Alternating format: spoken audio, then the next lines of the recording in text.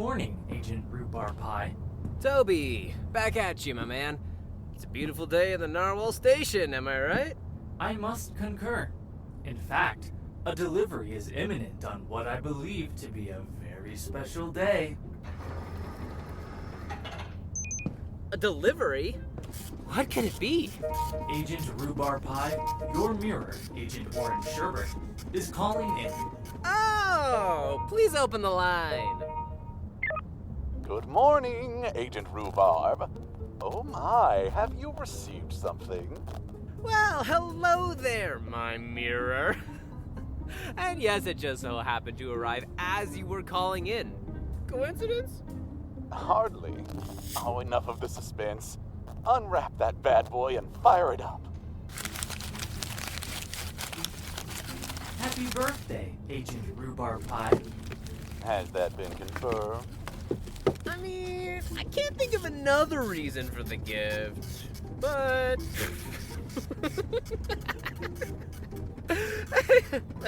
I struggle to remember the exact date. Well, if it is your birthday, and I have it on good authority that it is, then I sure hope you like it. Wait a minute. This is from you? I thought it was from the company. Happy birthday, Rhubarb. You remembered. Now, am I the best mirror you've ever had or what? The best mirror ever. Oh, go ahead, open it. Whoa! Are you shitting me? Sorry, Toby. For you, Agent Rhubarb, we'll let it slide today. Is this what I think it is? Yes, sirree, Bob. A daylight simulator. All you have to do is pop it into your workstation, and Toby will take care of the rest. This is the best! Thank you, Sherby. My pleasure, Ruby. Toby, my digital darling, get this beauty installed.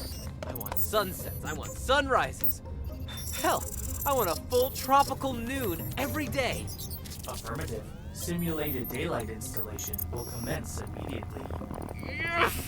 Thank you, Tobster. I really love you guys. We love you too. Installation complete. Would you look at that? Blue skies outside. Finally, no more living like a mushroom. I don't have the words, Agent Sherbert. Oh, those pearly whites are all I needed to see. And what did I tell you? There are perks in having a mirror so highly regarded. You don't reach Orca Station status without a pristine track record. You won't hear a whisper of a complaint from me. I've been nothing but grateful since day one. This is not the kind of mirror-agent relationship you'd find with those grunts over at the Owl and Mantis stations. Don't start. Owl Station couldn't track a parade if it went past their front window. Oh, and don't get me started on the Mantis station. All swagger, no skill. Amen to that. If the company gave out awards for incompetence, they'd need a bigger shelf. I'm still blown away that you remembered my birthday. Of course I did. And now I'm gonna sing whether you like it or not. Sorry. Happy birthday to you. Happy birthday to you. Happy birthday, Agent Rhubarb Pie. Happy birthday. Wait, what the fuck? Guess the universe decided to save me. Agent Orange Sherbert? Toby? Toby, where art thou? Yes, Agent Rhubarb. How may I help you? Toby, patch the call in. Toby.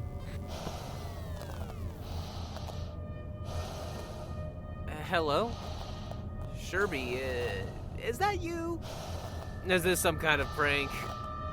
I'm very sorry. I must report that Agent Orange Sherbet, or Sherby or whatever, won't be joining the call. Who is this? It's against company policy to tell you. You know that. So you do work for the company? In a manner of speaking. A manner of speaking? Who are you? Where is my Agent Orange Sherbert? Toby, connect my mirror. Mirror, mirror on the wall. Toby can't hear you. Neither can Sherby. I'm an observation agent of the Narwhal Station, and by the authority of the company, you will answer me. Oh, I haven't laughed like that in a while. I'm an observation agent of the Narwhal Station. That's hilarious. Do you hear yourself? There's nothing special about you. To call yourself an observation agent is about as remarkable as saying you've got fingernails or something. Whoop-de-fucking-do, bud. That's it. Toby, open a line to the surface, annotate with Directive 818. I am reporting this incursion. An incursion? Toby? Oh, but I haven't attacked you. At least, well, not yet. I demand you identify yourself this instant. My identity will be evident soon enough. Look at the cabin. What? Window, left side.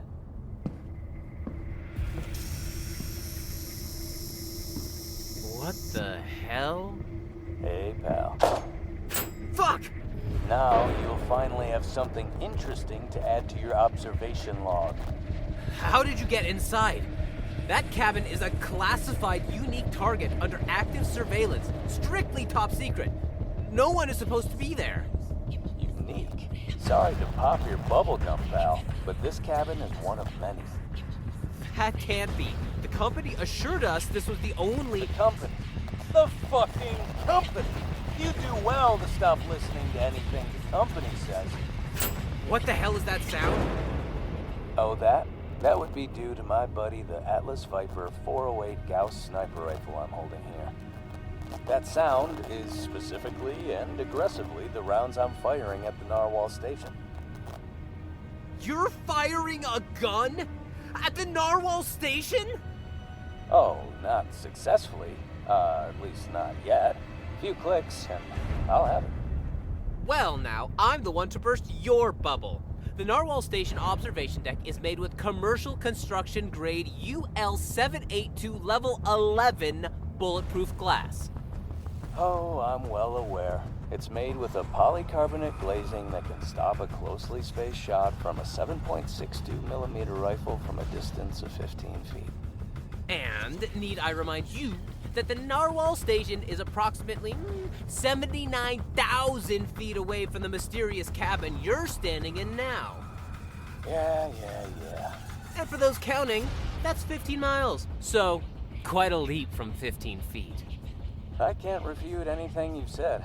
There isn't a weapon made by man that could penetrate the steel behemoth you're comfortably secured in, wrapped like a little kitten in a warm towel. But nothing. You might as well toss that rifle off a cliff. It's worthless. you know, at this elevation your little glass dome is maintaining, what, 3, maybe 3.2 atmospheres of internal pressure? That's over 300 kilopascals, straining against the thin air outside like a balloon on the verge of bursting. One fracture, even the size of a coin in the pressure differential, will do the rest. Every molecule of breathable air will try to escape at once, and you'll be the first thing it drags through the hole. Goodbye, air. Goodbye, rhubarb pie. You can talk all you want, asshole, but the fact remains the station is bulletproof. Right, you're right. But not against these bullets.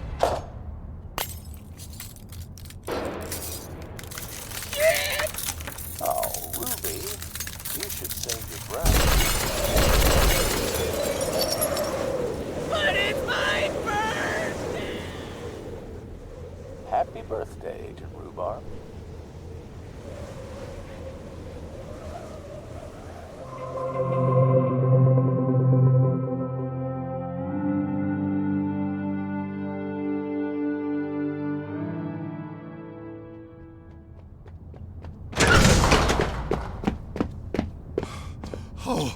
Oh, emergency, catastrophe, absolute calamity of the highest order.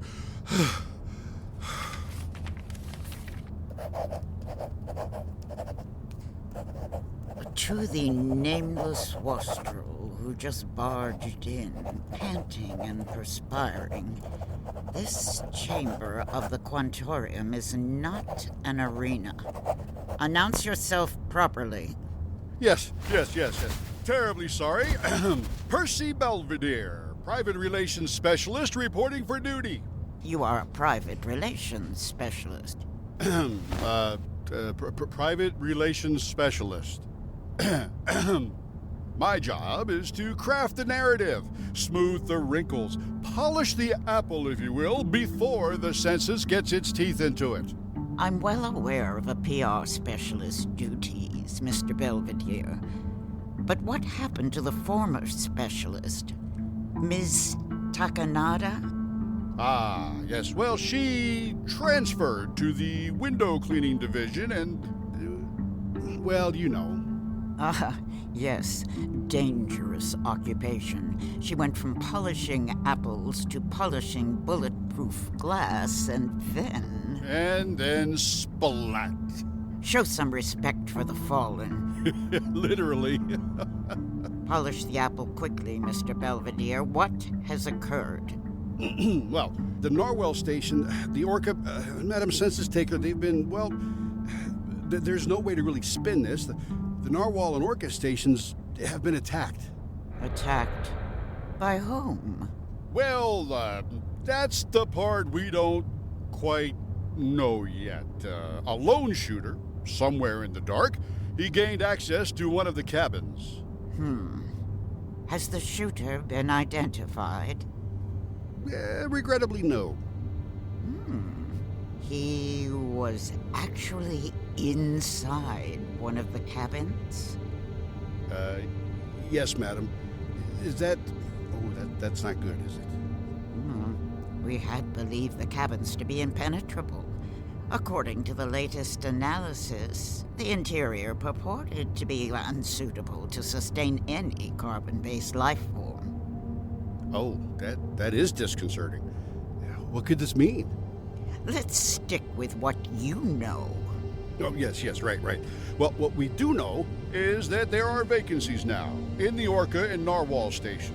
An unknown assailant, armed with a rifle, disabled their communications and then fired upon the stations with said rifle, thereby penetrating the bulletproof glass. Distasteful. And what, pray tell, do you propose to tell the census? Well, that's where my, how do I put this? Professional flourish comes in. Yes, that's it. The truth must not breathe daylight. If word gets out that one of our precious stations has been attacked, well, surely panic will ensue amongst the members of the Black. And your flourish? Well, simple, elegant, and believable. We feed the census this. Faulty PTT. Huh? PTT? The pneumatic tube transport. I know what PTT stands for, but how can... What the census taker wants to understand is how two top-of-the-line observation stations could both succumb to malfunctioning PTTs at the exact same time. Faulty tubing. Mr. Belvedere, really? Even your tongue sounds ashamed of it. Could it be? Madam Enumerator. Sister, still smudging ink to hide fire? Still telling yourself that paper will stop bullets? Wait, sister? Mr. Belvedere, do us all a favor and shut the vacant cavern hanging open in the middle of your greasy face. The sight of you gaping like a stunned imbecile demeans this entire assembly. Here, our specialist Belvedere. Madam Enumerator posed a question that you have neglected to thus far answer. Well, Madam Enumerator, with all due respect, faulty PTT is a time-tested scapegoat. See, people believe that... I'm not interested in belief. Comfort is not a weapon. It is a lullaby before the blade. What would you have us do, sister? Tell the Census an unknown enemy has breached our most secured and advanced stations, that the company's glass domes are more fragile than the truths we whisper?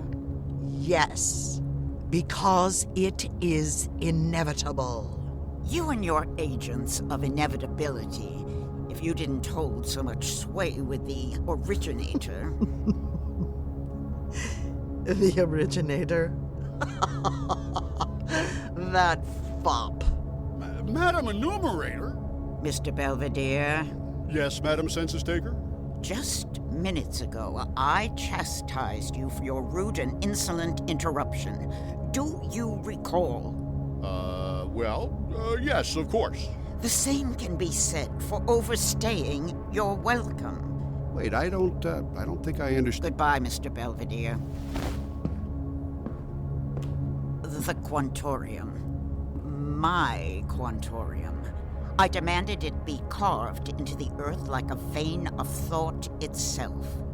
Stone upon stone, deeper and deeper, so no sound of the surface might trespass. Here, in this abyss, silence would be absolute, and in that silence, I believed my thoughts would soar, expand, unfurl their wings, and circle the cavern of my mind like eagles unbound. It was never built for worship, nor for sleep. It was built as a citadel of intellect, an empire of ideas where interruption could not reach me. But reality, you see, is the most deafening interruption of all. It hammers, it claws, it seeps through rock and steel alike. It drowns even the deepest chambers with its clamor. I sought a sanctuary. Instead, I stand in a stage of echoes. The walls return my voice. Yes, but they also remind me that no matter how far we bury ourselves, the world above will always pound on the door. This Quantorium was meant to protect my mind, yet it is reality itself that cages it. I could have saved the company expense. You ever heard of an ostrich? Why are you here, Cosima? The opposition grows bold. The narwhal and orca's wounds are not a mishap, not a crack in the tubing. It is the first incision of a greater surgery, and there will be more. 16 stations, 16 cabins on the Great Black. Do you know what the cabins are? Spare me your charades. Strip away the pretense and deliver the point, before your tedious verbosity drives me past contempt. You've always mistaken noise for substance, and I am weary of it. No one knows what is inside these cabins, and that ignorance is our doom. You speak as if surrender is wisdom. Not surrender. Anticipation. If we deny the opposition, they grow stronger in the dark. If we acknowledge them, perhaps we can meet them in the light. Let me shed some light on this particular moment. You do not arrive unannounced. You do not slither your way into my private quarters without permission. And you most assuredly do not undermine me before my subordinates.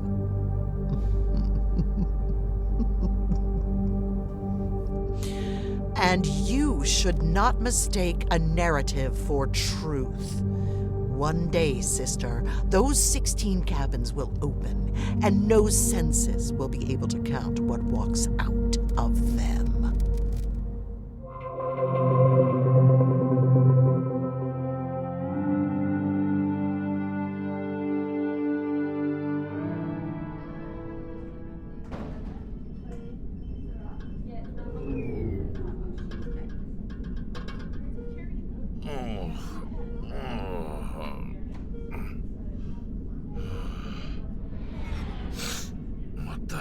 hell? Did you drug me? Yes. A mild sedative. Nothing permanent. Nothing permanent? You knocked me out without asking. Of course I didn't ask. You would have inevitably said no. That's kind of the point. Consent, ever heard of it? Consent has never been part of operational security. Not in this company. You drugged me, you dragged me through God knows where, and you expect me to just smile about it? I expect you to stay alive. The path to our destination cannot be known. You least of all. Ooh, mysterious. Very cloak and dagger. You think you sound like a prophet. What you sound like is a bureaucrat with a syringe problem. Call it what you like. Soon you'll understand. Oh, yeah, sure. Uh-huh, absolutely. You know, you people always say that. You'll understand soon. Funny how soon usually ends up with someone bleeding out in a ditch, right? Not this time, Agent Beef Stew. You were a soldier once, I know, but this isn't war. This isn't seek and destroy. There's no enemy line to charge, no banner to raise in victory. What lies ahead is something else entirely. My hope for you is that you'll learn to see it not as a battlefield, but as a reckoning. We've arrived.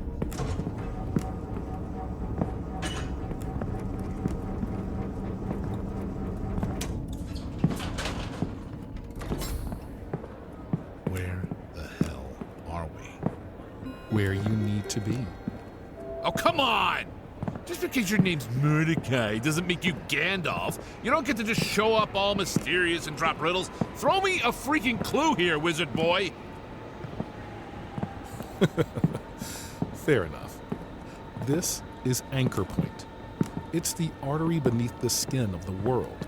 A subterranean dock where every company transport touches down eventually.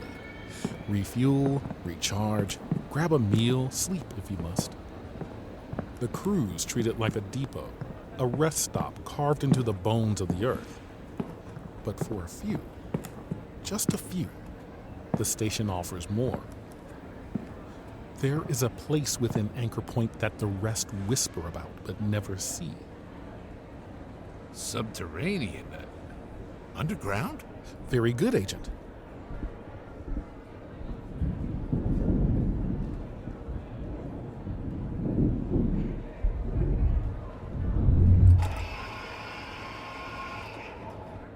You see that door, Agent? You may walk through it if you choose. Nothing will stop you. No locks, no guards. But understand this. A door is never just a door. It is a threshold, a bargain. Once you cross it, you don't return unchanged. You may step forward as a man and emerge as something else entirely. Go ahead, walk through. Just remember, what waits beyond is not for the curious. It's for the willing. You know what really gets under my skin? None of you trust me. Not one damn bit. Every mission, every assignment, there's always someone hovering, watching, double-checking my every move. Like I'm a liability. Like I'm a loaded gun they forgot to unload. I've bled for this company. I've buried parts of myself I'll never get back. Friends, memories, whole chunks of my past. And still they treat me like I'm disposable. Like I'm one word away from betrayal. Maybe I am. Maybe they made me that way. But I'll tell you this, if they think I'm going to spend the rest of my life under their thumb, always proving I'm not the villain of their story, then they don't know Agent Beef Stew at all. Hey, did you hear me? At least have the decency of looking me in the eyes. What are you looking at? Ah! Holy shit, that's bright! Here, wear these.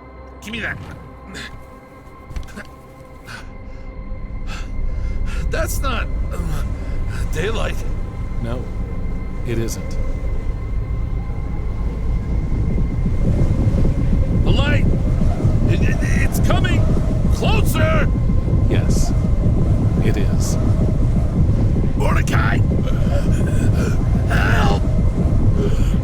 I can't breathe!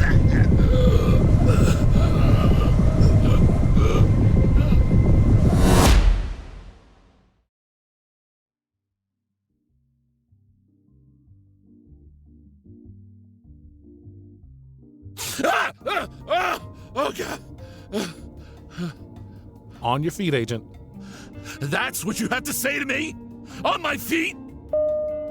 What in the fuck was that? That bright light?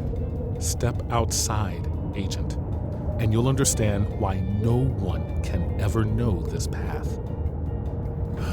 You drugged me. Dragged me half across the planet, and now you've parked me in, what?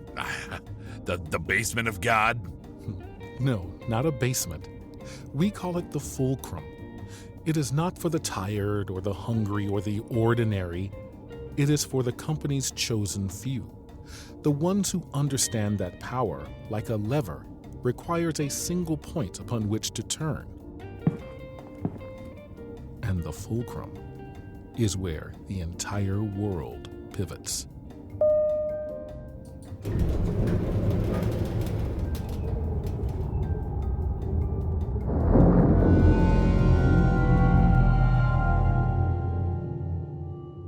Truth is the gate. Trust is the key. Walk through one before you claim the other. Go on. Step out of the elevator and onto the platform and face the Fulcrum. See for yourself. You really can't help yourself with the wizard speak, huh? You may have a point. I'll have to work on that.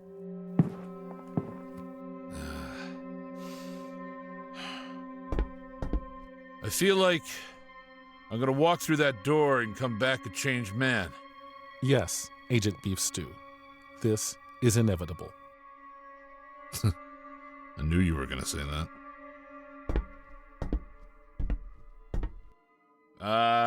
How do I open the door?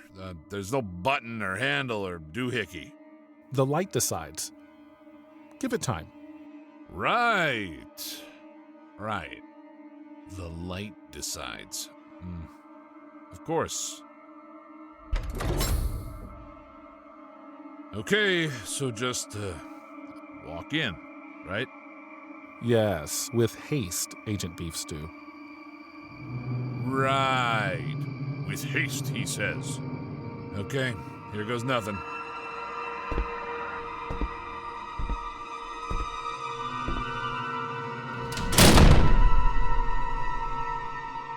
Hello? Who are you? Wait! Oh, God! No! What is that?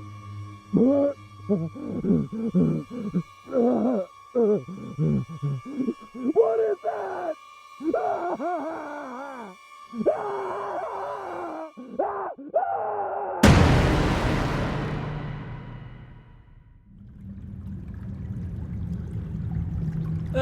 Deborah!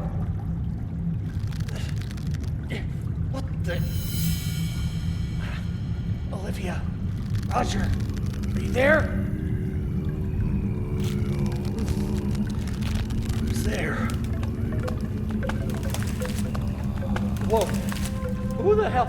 Hey, who are you people? Where are my friends?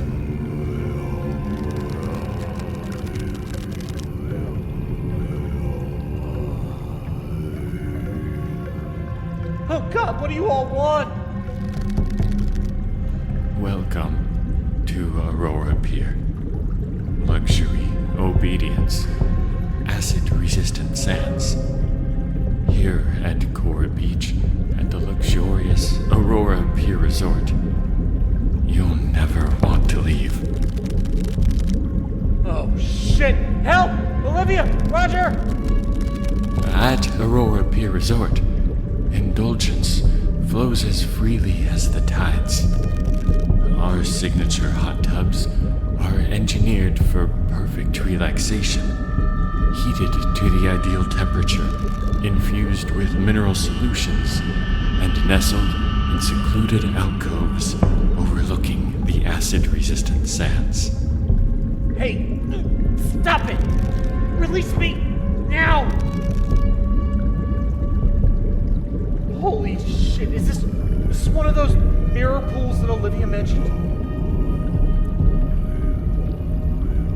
Hey, stop that! Quiet! I am an agent of the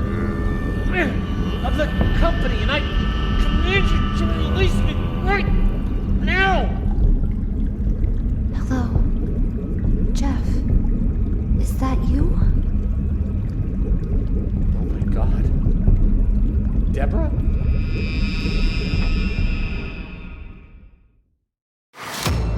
Magnetar is a shoestring TV production, starring Brian Dahm as Toby, Peter Rain as Agent Rhubarb Pie, Jeffrey Hawkins as Agent Orange Sherbert, Mitch Lashinsky as Mysterious Voice, Jane Beverly as Madam Census Taker, Bill Seller as Percy Belvedere, Stephanie Johnson as Madam Enumerator, Sean Scott as I.C.O. Mordecai, Michael Cunningham as Agent Beef Stew, Eric Carlino as Agent Pot Roast, Astrid W.S. as Deborah, and Derek States as Echo Tribesman.